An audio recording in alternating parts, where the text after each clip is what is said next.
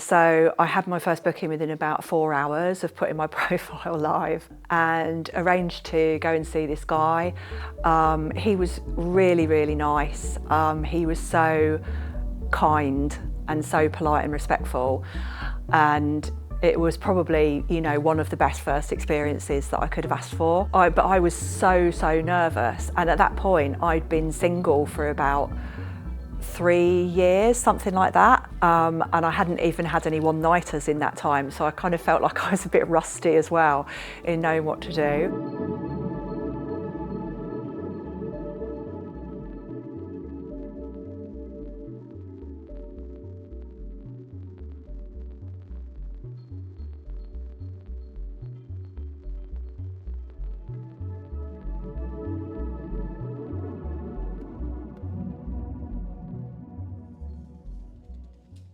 Can you tell me about your early years and where you grew up? Yeah, I grew up down on the south coast of England, quite a middle-class family, mum, dad, 2 kids and a dog. So this was in the 70s and 80s was when I came up, and it was quite a small town, lots of net curtain twitchers. I didn't ever really feel I fitted in there, to be honest. What jobs did you do before working in the adult industry? I've worked in lots of places. My first job leaving school was in a bingo hall. I worked in a lot of customer service roles and started making my way up into management in most of those businesses that I was in. I ended up working with large financial institutions, and I was in quite a sort of technical part of the business to do with data analysis and workforce planning.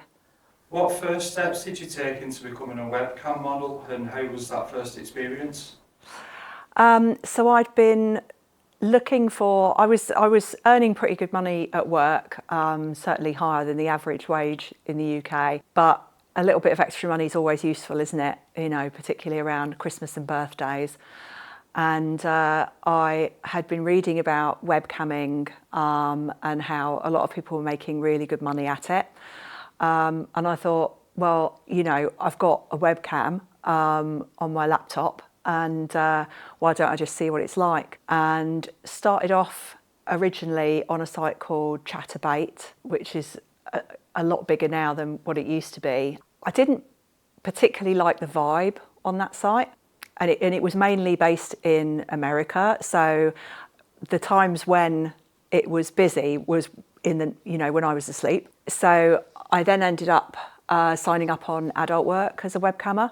I really enjoyed it. The way that the Adult Work platform was set up for webcamming it suited me a lot better than the other platforms, and that's still the case today. It's my preferred platform for webcamming. I was quite surprised and certainly pleased to find that I could make as much money in 2 or 3 hours of webcamming in the evening when I got home from work as I could do from my full 8 hours that I'd just done at my office job. When did that progress into escorting? I don't know exactly how long it was, but it wasn't very long. Guys on Adult Work particularly would be asking in the camera room, oh, do you escort as well? And I'd say, oh, no. And then after a while, I thought, do you know what? Why don't I just give it a go?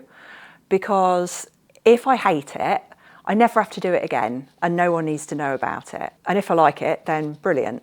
So I switched my profile over to offering outcalls. So an outcall is where you go to visit a customer at their home or their hotel. An in-call is when they're coming to you. So I had my first booking within about 4 hours of putting my profile live and arranged to go and see this guy. He was really, really nice. He was so kind and so polite and respectful. And it was probably, one of the best first experiences that I could have asked for. But I was so nervous. And at that point, I'd been single for about 3 years, something like that. And I hadn't even had any one-nighters in that time. So I kind of felt like I was a bit rusty as well in knowing what to do. we got into the bedroom and we'd been kissing and I'd been giving him oral. And then I opened my mouth and what I wanted to say, what I thought I was going to say was, "Are you ready for sex now?" And what actually came out of my mouth was, "Are you ready for intercourse?" Which is probably one of the least sexy things that anybody has ever said. And I'm surprised, he didn't just wilt. But to his credit, he just went, "Yes." So I got a condom out. My hands were shaking so badly that I couldn't actually get the condom wrapper open, and he had to do it. But yeah, it was, the sex part of the booking was, he booked an hour and the sex part was over after about 30 minutes, 35 minutes maybe. And then we just spent the last 20 minutes chatting and having a cup of tea. And then I walked out at the end of the hour and I had this money in my hand and I got in the car and I thought, oh yes, I'm doing this again. Yeah, it was great. So what made you leave your job and go full time at escorting? So initially, when I started escorting, I just did it in the evenings and weekends. So I would get maybe, 3 or 4 bookings a week. Plus I was doing the webcamming as well. At first, I found I really liked the contrast between having those 2 jobs. And I loved sitting at work, knowing that I was going to go home that evening and then have a shower, get changed and do all my makeup and then go off to meet somebody for sex. And nobody, in the office had any idea of what was going on. It was like having a secret life. And I really liked that aspect of it initially. But what was happening at the business that I was working for, a lot of cost cutting started going on. This was around the time of Brexit. The market was shifting, and as always happens from time to time in large corporations, it's like we need to make efficiencies and so on. And I began to feel that quite dehumanised. As a workforce, we were being thought of in terms of how many productive hours does this person bring to the business and what is their monetary value, rather than you as a human being. And it got to a point where I was feeling more seen as a human being in my escorting work than what I was in my office job. That probably sounds quite weird to anybody who is looking in from the outside with no experience of sex work. I didn't just jump straight into escorting. There was no kind of dramatic exit speech or anything. What I did was I sat down and did an analysis of my earning potential as an escort. I took a week of annual leave from work so that I could do a week full time and say to myself, is this economically sustainable? Can I earn enough through escorting to be able to, to pay all my bills? But also more importantly, B, can I do this full time? Is it going to be too much for me physically? Is it going to be too much mentally? Am I still going to enjoy it as much as I do when I'm, when in the way that I'm currently doing it part time? And obviously a week was a short time in which to test that hypothesis, but the answer to both of those questions was yes. I can do a lot more than pay my bills. My potential to earn was exponentially increased. And I found that I had more energy just focusing on the escorting work rather than trying to do my 9 to 5 and then come home and kind of switch gears and then go off doing escorting and camming. So I went back to the office after my week of leave and I handed my notice in. I gave like a full 4 weeks notice, and I just said that I needed a bit more flexibility due to personal circumstances, and that I was going to go contracting for a bit, which was quite a common thing in my industry at that time. How does a meet usually happen? So I advertised on a number of different platforms. Potential clients will then text me and ideally tell me what they are looking for in terms of what services they want, what time and day they want to meet and how long they want to meet for. My prices and my services are described on the platforms that I'm on, so there shouldn't be any surprises for them, but sometimes they've got, some unusual requests. So we might want to discuss those. And then if the time and date work for both of us, then we'll just agree to meet and and then they'll come and see me. What type of clients do you see and what types of people contact you? There are as many different types of client as there are clients. I think it's very easy to fall into, the kind of the media narrative is that people who go to sex workers are either dirty old men or very sad, ugly men who can't get a girlfriend, or maybe the kind of Wolf of Wall Street, rich banker throwing their money around, stag party type client. And there are those clients available, or there are those clients around. But most people fall outside of those brackets, and there are as many reasons for buying sex work as there are people buying sex work. I didn't enter the industry until I was 42. So my clientele have probably always been in an older age bracket than maybe someone who's 10 or 20 years younger than me. I see a lot of widowers. I see a lot of guys who are perhaps still married, but the sex part of their marriage has died. I see guys who are perfectly capable of getting a girlfriend, but for whatever reason, that doesn't fit with what they actually want, but they do still want physical affection. They still want a sexual connection with somebody, but they don't have maybe the time or the emotional energy to invest in a relationship. And fair play to them, to be honest, for not pretending that that's what they want and going on the dating sites and then stringing someone along thinking it's a romantic relationship and actually it's just a booty call. There are just so many different people from all different walks of life. And that's part of what I love about the job, actually, is I see men from all walks of life, all shapes and sizes, all races, all nationalities. Like, particularly in London, because it's such an international city, I can see people from all over the world. At 10 o'clock in the morning, I might be seeing, the chief financial executive officer of an international investment company. And then at 2 o'clock in the afternoon, I could be seeing Barry, who pushes the trolleys back at Tesco's. And this is his one monthly treat for himself. There's just such a wide range of people. And to think that it's all one or two narrow types of people is just, it's just lazy stereotyping. Is there any issues that you run into by authorities, activists, or anything like that?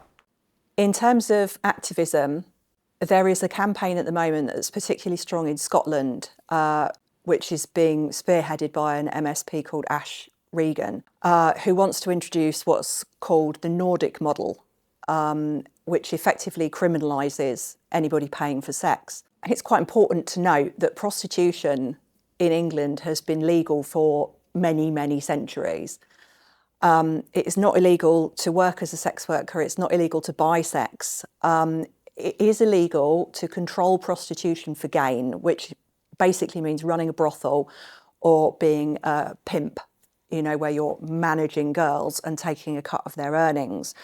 Girls who are usually being exploited. What we have seen in countries that have adopted the Nordic model, and it's called that because it's originated in the Scandinavian countries, is that where men have been criminalised for paying for sex, men who are law-abiding, who perhaps have a lot to lose, they have a career, a marriage or whatever, which would be ruined by them being arrested for buying sex. They've stopped going to sex workers. So the sex workers are now left with the guys who have nothing to lose, don't care, or they're already criminals. It has statistically, very demonstrably, made sex workers less safe. So if the idea of the action of criminalising the purchase of sex is to protect sex workers and vulnerable girls and women, it is absolutely barking up the wrong tree. The people who are spearheading this, or involved in this push for the Nordic model,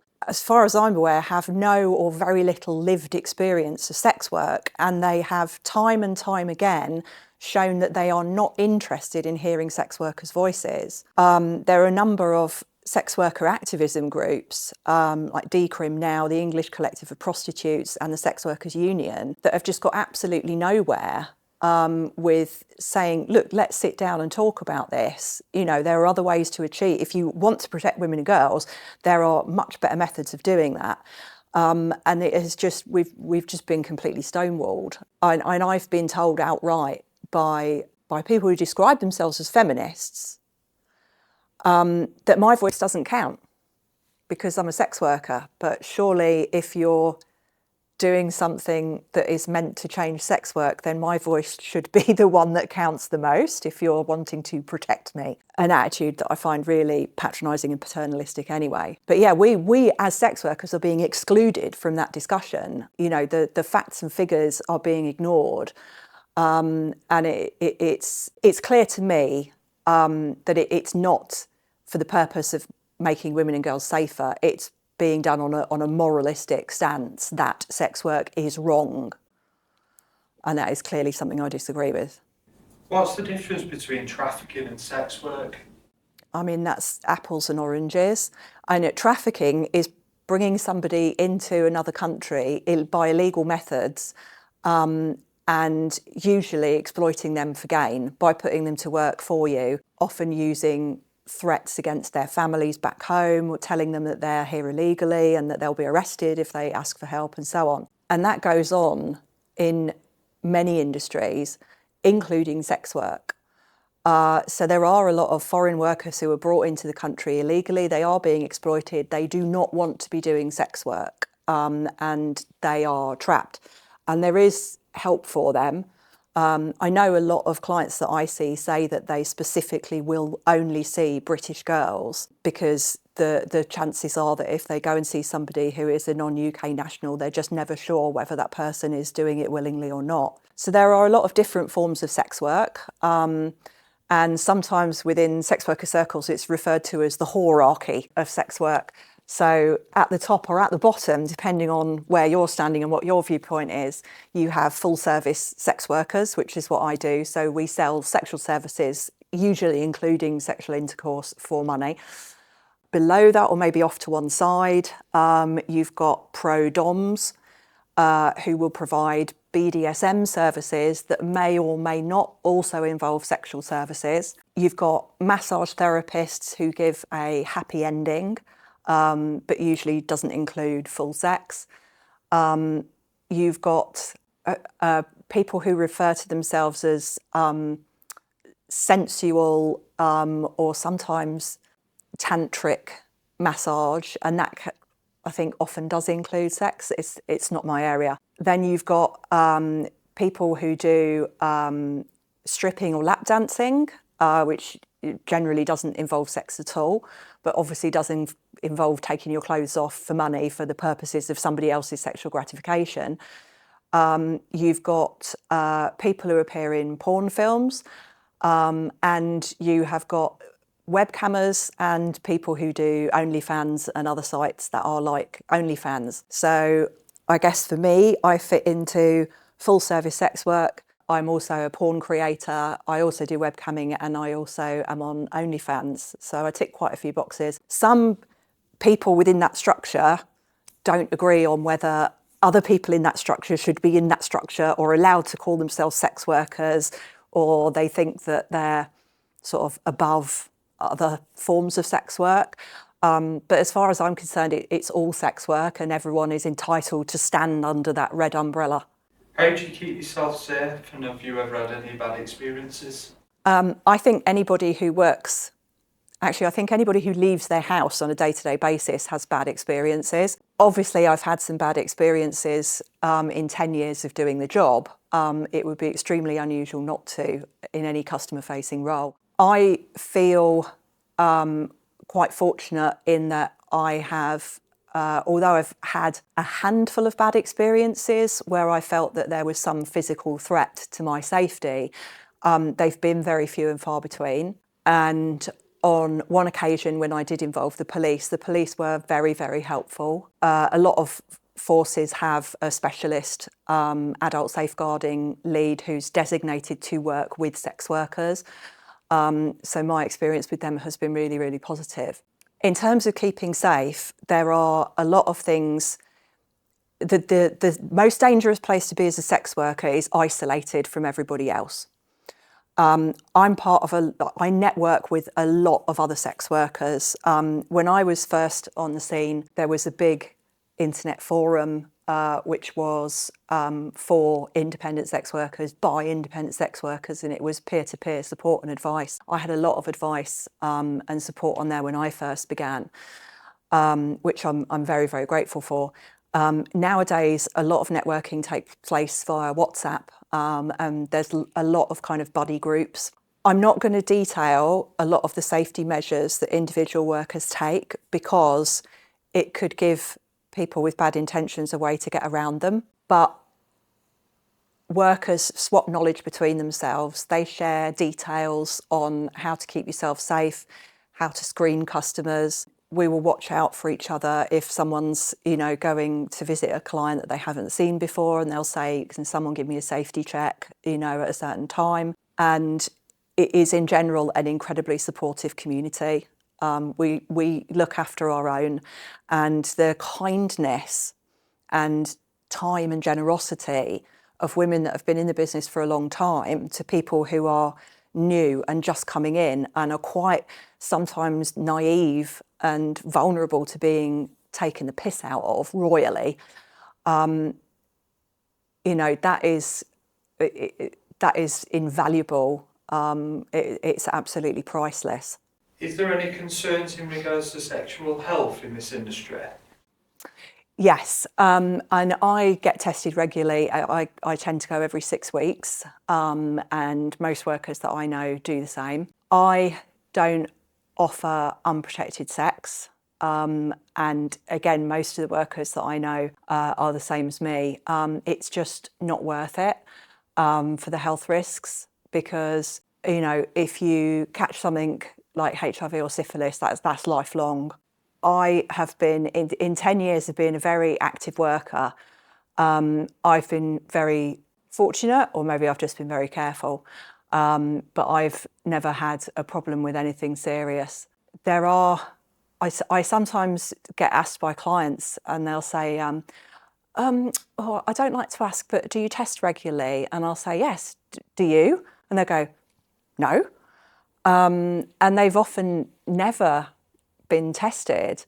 And I think they sort of have the attitude that, well, I'll only get tested if I get symptoms, but a lot of sexually transmitted infections are actually asymptomatic. So you're not going to know if you've got them and you could be passing it on to all and sundry. So testing regularly is a very good thing for everyone. Has there been any changes since the Online Safety Act, and has it impacted your work in any way? Yes, it has. The Online Safety Act came in end of July 2025. I think some were referring to it as the Great Porn Apocalypse because everyone now has to age verify to view adult content. The problem has been the implementation of it on the various adult sites. It's pretty simple. They just make everybody from the UK verify their age in order to see any content, which is fine and understandable. Nobody wants kids to be viewing things that, that aren't suitable for them. For advertising platforms, it's a bit more of an issue because quite understandably, people who are buying sex will be more wary to provide their legal identification documents in order to prove their age than somebody who's just viewing porn. Although they are both adult activities, they are viewed quite differently. So the major advertising platform in the UK, which is Adult Work, made the decision that they were going to hide our profiles and our explicit photos and movies behind an age verification wall. We were asked to update our profile pictures to make sure that they were safe for work, effectively. and anybody would be able to go on the site and still see a list of our services and our hourly rates and our contact details. It's been very interesting, actually, the way that it's affected the different sites. Because Adult Work took that decision to remove the profile text for anyone who wasn't age verified, which is probably about 90% of their traffic, what's happened is that rather than age verify, clients have gone to other advertising sites where those sites are still allowing you to put a text description of what you offer and, you know, and who you are and so on. So it's been interesting. A lot of the people that I network with had said that they had seen a downturn in business after the OSA went live. My takeaway from that is that the people who weren't only advertising on Adult Work were suffering the worst because adult work traffic had dropped so much. Because I had a presence on a lot of other advertising sites, it didn't impact my revenue at all. I still got as many inquiries, but they were just coming from different sources. I also have my own website. I also do web design for other workers as well. So all of us who had our own websites were, you know, we had a definite advantage. But it's irritating because the guys who are coming from Adult Work are arriving in your phone inbox not really knowing anything about you or what you're offering. So they're then saying, what do you offer? And then you're having to send back a big text with everything that you offer. And then they go, oh, I'm not interested in that. So it is kind of a waste of everyone's time. But I don't know what the solution is. What types of skills do you need to succeed in this industry? And can you live a happy, healthy life doing it?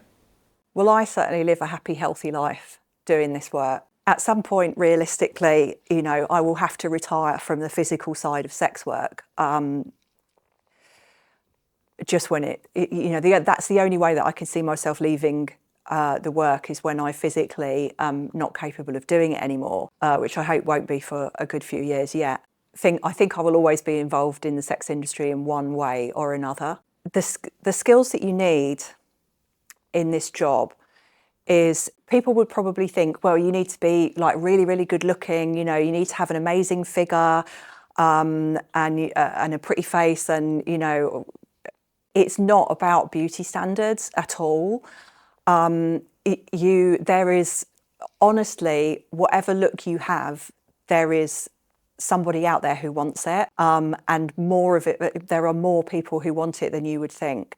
I mean, I came in my 40s. I'm now in my 50s. I'm busier than I was when I first started. I lean into the fact that I'm older. You know, I market myself as a MILF, the MILF next door. You know, I don't do the full glam thing. I'm very natural. Haven't had any cosmetic surgery. So I fulfill that fantasy of, the hot older neighbour next door. And I fully lean into that. You know, I don't pretend to be something that I'm not. For me, if I'm not being myself in this job, then what's the point of being in it? You require more admin skills in this job and an infinite supply of patience because you're dealing with the general public. Even if the general public don't want to think that punters are a part of the general public, they very much are. And you are going to get time wasters and tyre kickers. You are going to get guys texting you looking for free material that they can just wank over. You know, you will, and I fell for it quite a few times when I first started. Guys would say, send a photo so I know it's really you, you know, and I'd go, oh, okay, you know, and send a photo of myself. And that's all they wanted. That was the aim of contacting me for them, was to think that they had got something for free. Doesn't matter if it was just like a picture of my face or the back of my head, you know, the fact that they'd got something out of it was what they wanted. For every genuine client that comes along, there are probably 9 people contacting you at least who are not genuine and don't ever intend to make a booking. I'm not going to psychoanalyse why that happens, because you get time wasters in every business, to be honest. The most irritating part is when they get right up to the point of making a booking and I've scheduled that in my diary and I may have turned away one or two other genuine clients who I could have seen at that time, and then the person who's booked doesn't show up and doesn't have the courtesy to send me a message and say, oh, sorry, I'm going to have to cancel. And sometimes things happen, and people have to cancel, and and that's just life. But there are some people who do it on purpose, and I don't understand what they get out of it, but they definitely do it on purpose, and they must get something out of it, otherwise they wouldn't do it. I try not to take it personally, and that's hard because it's a very personal business, Then I go to my local doctor's surgery and I see a notice on the wall that says, last month we had 1,500 people who didn't attend appointments. And I'm like, oh, okay, well, it's not just me then. Being organised is a big benefit in this business, because if you are busy, you will really struggle if you can't be organised. I'm probably on the at one end of the spectrum of organisation. I've always been very organised. So I have a full diary, I know exactly where I'm going, when I'm going, who I'm seeing, at what time and how long for. If you ask me how my business was last February, I can tell you, within 30 seconds, I can pull those figures up on my laptop and say, oh, last February I earned this much money and I covered these areas and these were my costs, and I have a breakdown of where my clients came from, which advertising source, and so on.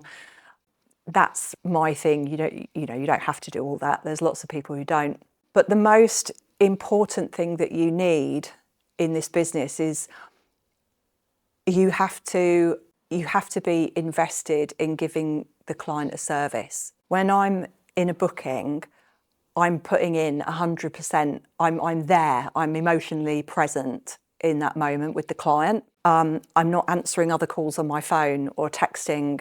I'm listening to what the client's saying, what they're requesting, and I expect the same respect and courtesy from them as well. I expect them to be present too. If I'm not able to do that, if I'm churning through clients, just kind of like looking at my watch behind their head and going like, oh my God, when is this over? I want my dinner.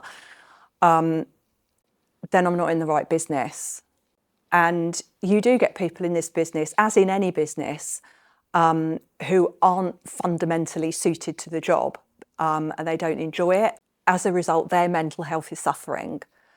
But it is a business that it can be hard to get out of for various reasons. One reason is the money is so good in sex work that, when you're earning £200 an hour, to then turn around and say, oh, I think I'm going to jack this in and go and work at, a supermarket or a call centre. Wow, £12.50 an hour. It's difficult. Also, if you've been doing this for a while, you've got to explain a gap on your CV, because a lot of people in this business are not out. I am out to most people in my life. I'm in a position of privilege being out. What led you to starting an OnlyFans, and what is your experience of that line of work? I started OnlyFans during lockdown, in common with probably about 90% of other people on OnlyFans. It is a whole different kettle of fish to face-to-face sex work. I expected it to be more like webcamming, but it's not like webcamming either. It's a completely different proposition. When someone is coming to see me for a face-to-face booking, they are coming for a transaction. It's very much they are booking a service. They arrive, they get the service, hopefully they have a nice time. They leave and that's it, kind of thing. That's where the relationship starts and finishes, On OnlyFans, it's a lot more of it's an ongoing relationship, because you've got people who are subscribed to you as fans. There is an expectation there that you are being a lot more honest and open and showing them a lot more of your personal side than what you would be in a booking. And that can be quite overwhelming and it can be quite draining. I don't make as much money on OnlyFans as what I do through full service sex work. the top earners on OnlyFans can earn, tens of thousands of dollars a day. What I really love about OnlyFans actually is that it's democratized sex work. And in many ways, it's made it more acceptable. I think there is a greater acceptance of someone who's done OnlyFans. And that's kind of a foot in the door for sex work as a whole, I think, or I would like to think. But it is a different kettle of fish. As a long-time sex worker transitioning to doing OnlyFans, it's a completely different mindset. I have found, however, that the community of creators on OnlyFans is really just as supportive and accepting as the face-to-face sex work community is. So it's been a very positive experience on both, but it's a very different experience on both. Is it hard to do things such as buying a house when you're in the adult sector? Yes. Let me tell you about my personal experience last year. I have rented for all of my life. I have been saving money for a deposit on a house for a long time. And last year I was in a position to make an offer on a house and try to secure a mortgage. The first lender that I went to, initially I thought, I'm just going to say that I'm self-employed and I'll show my self-employed earnings. I'm like, I have an accountant, I declare all of my earnings to HMRC, I'm paying tax, there shouldn't be any issues. And the lender was okay. But then when it came to going through the solicitors wanted to know the source of the deposit funds. So I said, well, it's money that I've saved from my earnings. So they then wanted to see all of my bank statements. And when they saw cash being deposited into my bank accounts, they were like, why have you got all this cash going into your bank account? And I said, well, that's my earnings. So they then said, that's an awful lot of money. What business is it you do again? So I then decided I was going to have to come clean and say, oh, I'm a sex worker. So the solicitors then turned around and said, sorry, but under the anti-money laundering laws, we're not able to proceed with this purchase. I went, right, okay. So I thought, right, I'll try going through a slightly different tack. Went to a different lender, and the first 3 or 4 lenders that I approached, and I said to them, I'm an OnlyFans creator, and that's the source of my self-employment income. And 4 of them said straight off the bat, no, we're not interested. I was like, wow, okay. Didn't waste any time arguing with them. Went to another lender who specifically said that they were fine with that as a source of income, as long as my income met the threshold for lending, which it did. In fact, it far exceeded the threshold for what I was wanting to borrow. And bearing in mind, I had a 25% deposit, so it wasn't a large loan to value either. The lenders kept asking really strange questions of me that I have never been asked. And I was going through a broker, and the broker said that he'd never been asked these questions either by any other lender. They wanted a landlord's reference. It was very straight. They were asking what I did before being in the industry. They wanted proof of where I'd used to work. And I was like, they're just yanking my chain now. This is odd. It felt really personal, and it was very, very annoying. In the end, they came back to the broker and they said, we're going to decline this. And he said, okay, but like, why? And they said that the basic takeaway was that they didn't believe at my advanced age of 52, I was capable of sustaining my income for the life of the mortgage term. Or translated into simple terms, they didn't believe anybody was going to want to see granny's tits. And that is... they're wrong, and it's quite short-sighted, but at least I had an answer, that it was on the grounds of whether they thought it was affordable rather than a moral judgment. Whereas the other companies that had just turned it down flat were clearly making some sort of moral judgment. And when we're talking about a business that is fully legal in the UK, that to me is financial exclusion. And it's why? Like, HMRC want us to pay tax as sex workers, but how am I going to pay tax when I can't get a mortgage, and in many cases it's more and more difficult for me to even get a bank account? In terms of personal accounts, most of the banks in the UK now have put very strict limits on the amount of cash that you can deposit per year into your bank account. A lot of them have a limit of like 20,000 per year. If you try and get a business account and say that you are a sex worker, you will be turned down. I have had bank accounts closed once they found out that I was a sex worker, and they hide behind the anti-money laundering regulations and say, well, because of the anti-money laundering regulations, we're not allowed to tell you why we're closing your account. Well, you're closing my account because I'm a sex worker. That's what's going on here. And that, again, is financial exclusion. That is getting worse and not getting better.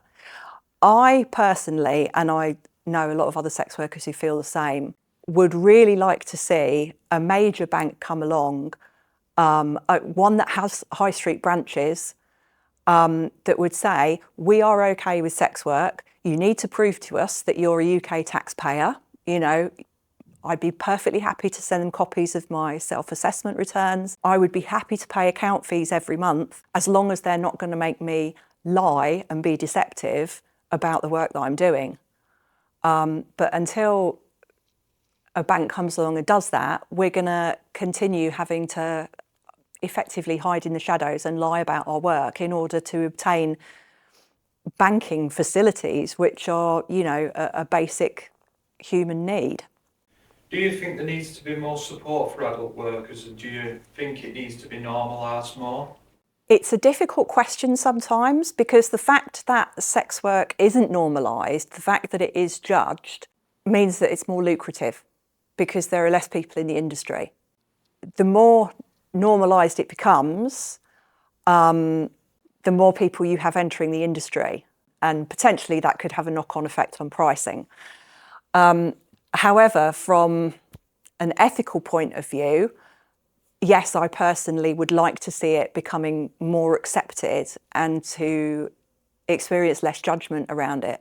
I would like to see full decriminalisation. I think that would be the thing that would support and protect sex workers the most. Full decriminalisation would give us the ability to work together with other workers as a workers' cooperative. My dream would be to set up a workers' cooperative.